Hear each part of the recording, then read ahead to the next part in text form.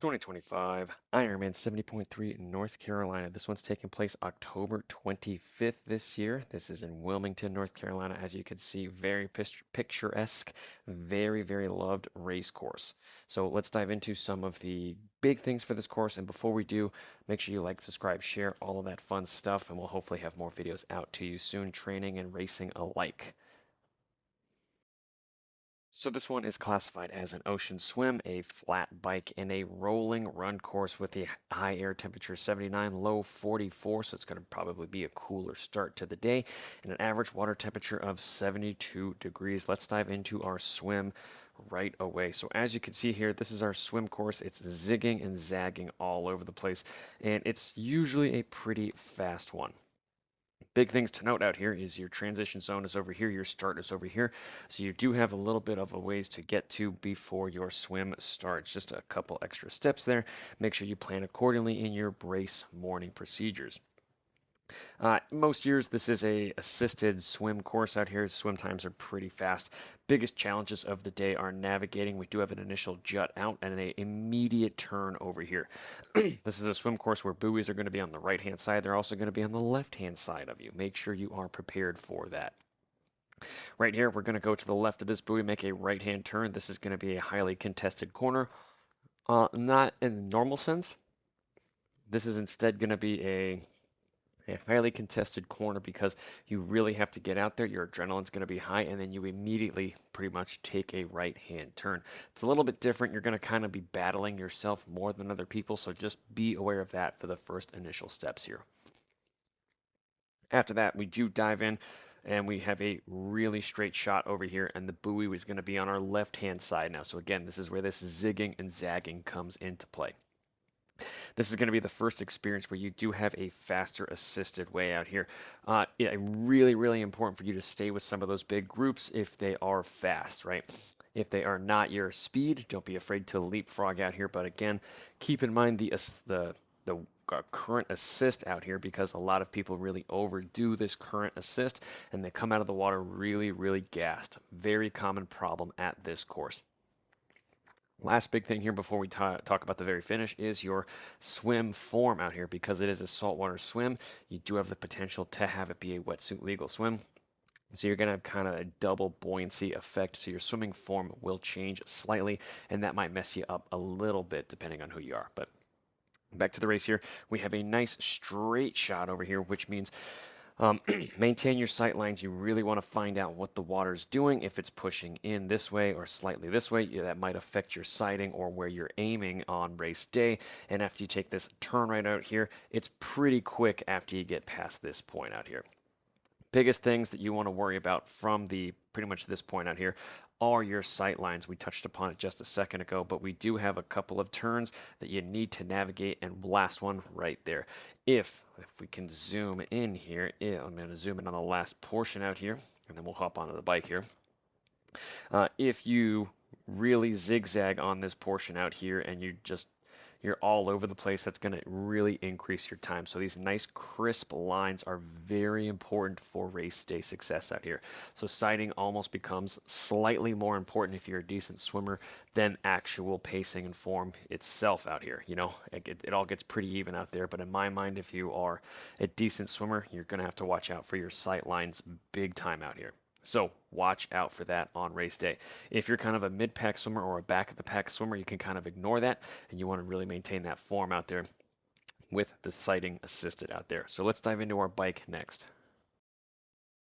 All right, our bike. So our bike is another unique kind of course here. Again, we have a start here, finish here. So it is a dual transition race out here. That means you're going to have to plan accordingly in the days leading up to it, making sure you are dropping off all your stuff. Make sure that you are planning ahead for that here. Just a couple extra logistics, but uh, going back to our race here, our bike. So this is our elevation profile on the bottom out here, diving in a little bit deeper out here. If we do zoom out over here, this is our race course out here, our 3 aid stations, number 1, number 2, and number 3 out here. When we look at our little plan that we've made for everyone out here, Let's bring elevation and speed back in here. You can see a couple of different things. So first off, when we do talk about this bike course, I just want everyone to know that on this course out here, our wind is going this way. This is where it's simmed. So if the race is doing something a little different on race day, make sure you are planning accordingly to that and adjusting based off of that. Uh, um, So when we talk about this, you can definitely see we have two different distinct sections of our course. We have the first section, which is definitely into the headwind, and the second section, which is a pretty good tailwind assisted course out here. That is great. That is awesome. We do have a couple of jumps up here, and that's where you do get close to the town of Wilmington out there. So for the most part, you're really holding two separate wattages out here. If we did dive into this athlete, they have I think it's a 250 FTP out here. They're holding about 190 watts for the first, let's call it 30 miles out here. And then on the way back in, they're holding about 180, 185 right here. So it's about a 10-watt difference for this athlete out here. And before we keep going out here, this is our course out here, and we're going to kind of turn meteorologist here for a second. You can see that the wind does different things out here. It is swirling here, and it swirls again, and if you watch through as we cycle the days out here, it will swirl again. So you can see here, just because the wind is pushing up over here, sometimes it pushes down off of the shelf right here. And that remains consistent, and there is one day, this day, right?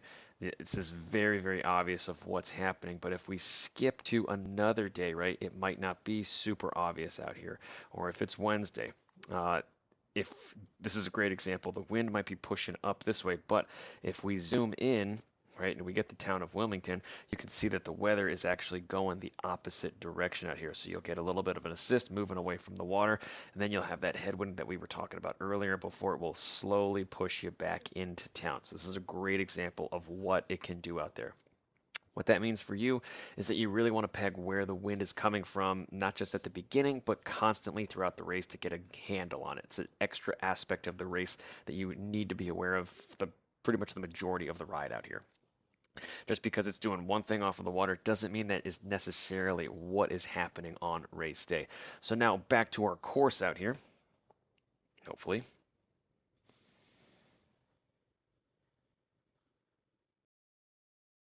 All right, sorry about that. So back to our course out here. Those aid stations are going to come in specific times. This first one, you're likely going to have a headwind coming back down over here, a little crosswind out here, so be careful with that. And then this third one, it's probably going to be a little bit faster than you would normally anticipate it, so make sure you plan ahead for that aid station. Going back to our kind of race estimated power out here.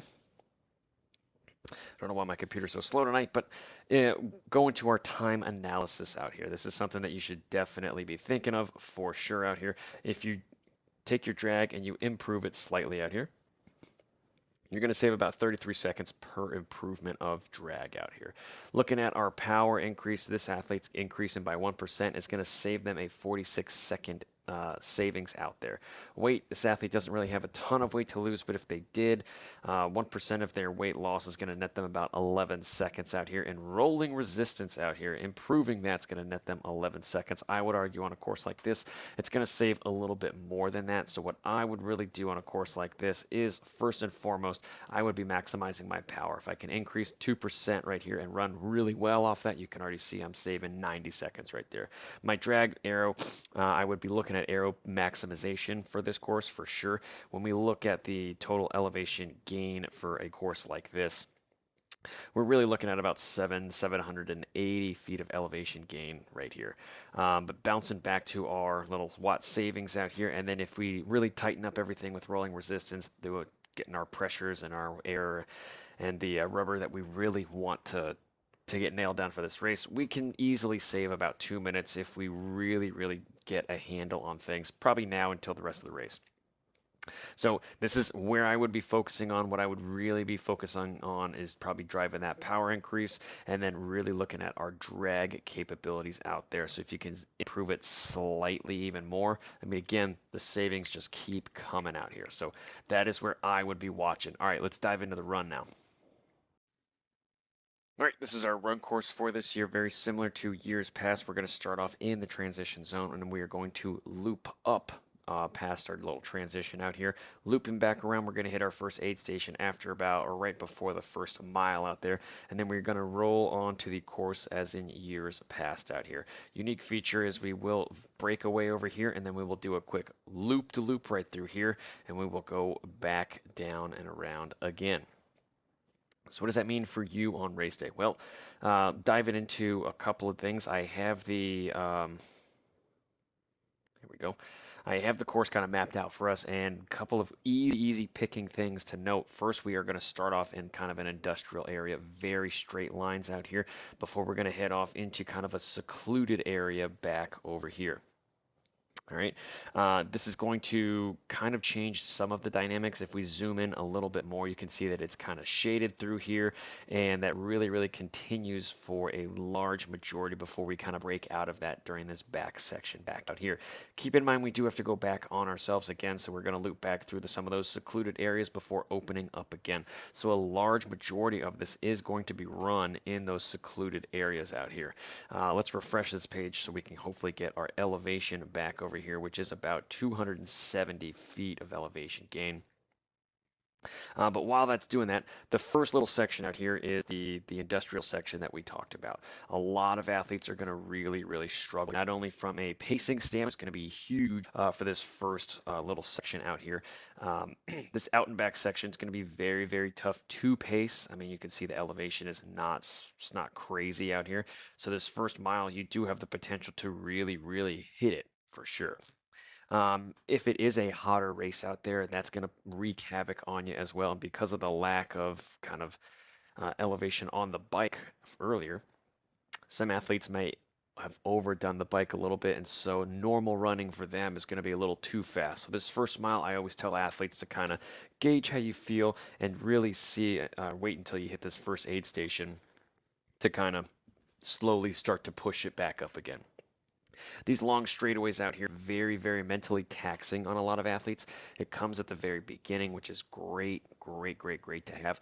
But some of those weaker runners or not as tough mental runners out there are really going to struggle out here because those long straightaways are just very tough. You are going to find that your running form just naturally degrades out there. So that's going to be something you have to check in. So there's a ton to check in with yourself at the very beginning.